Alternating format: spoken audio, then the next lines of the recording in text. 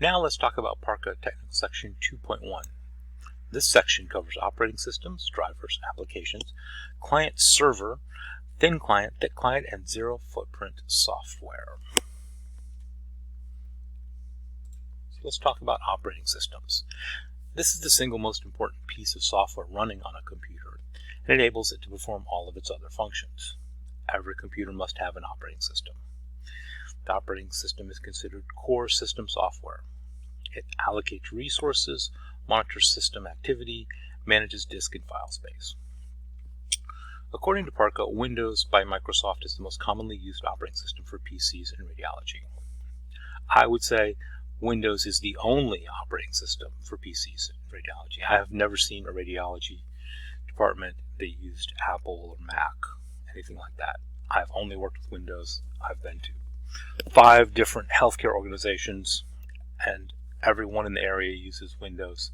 So you can assume if you're working in radiology, you're working with Windows. Drivers. Drivers facilitate communication between the operating system and the computer's hardware components. Every piece of hardware you plug into your computer or is attached to it in any way, it has drivers that tell the operating system how that piece of hardware works. Applications. Applications provide utilities for the computer operator to use, such as a database or a word processing program. Microsoft Office would be considered an application. Applications are also called programs. System software consists of programs that run in the background that enable applications to run. Applications are said to run on top of the system software. So while system software is automatically installed with the operating system, you can choose which applications you want to install and run on your computer. Client-server software architecture. This is a type of software denoting a computer system in which a central server provides data to several networked workstations. Client-server is a relationship in which one program, the client, requests a service or resource from another program, the server.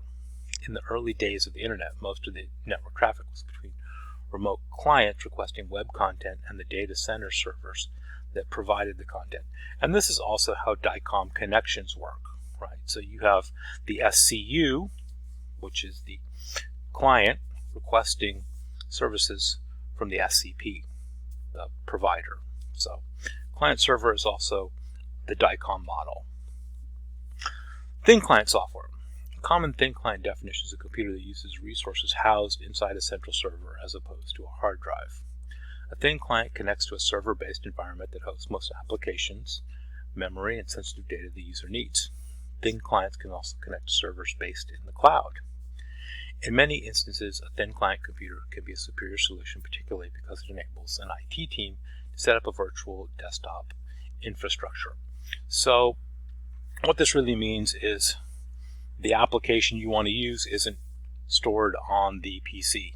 It's stored somewhere else, and you log into this other computer, you log into the server, and all the work you do is on that server and it's stored on the server.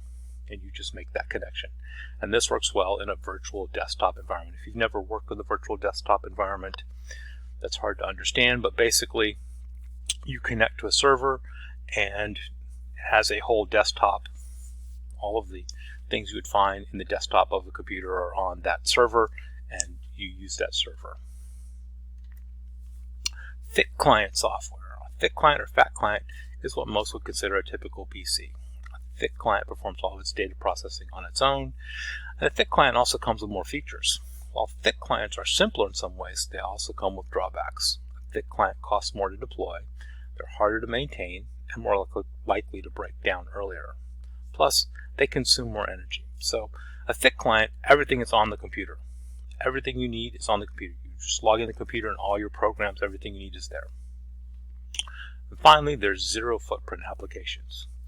Zero footprint applications refer to computer applications which do not require the end users to install any software at all. So a zero footprint application means there's no client-side install or download, allowing for viewing of documents and images within the native web browser while harnessing the true capabilities of the browser.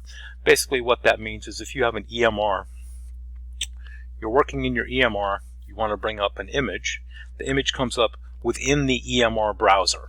You don't have to link to the PACS system. You don't have to put in your PAC system credentials. Everything happens inside that browser because it can bring up the images without you having to do these other steps. So it has a zero footprint on that computer. That's why it's called zero footprint. All right, thank you for watching.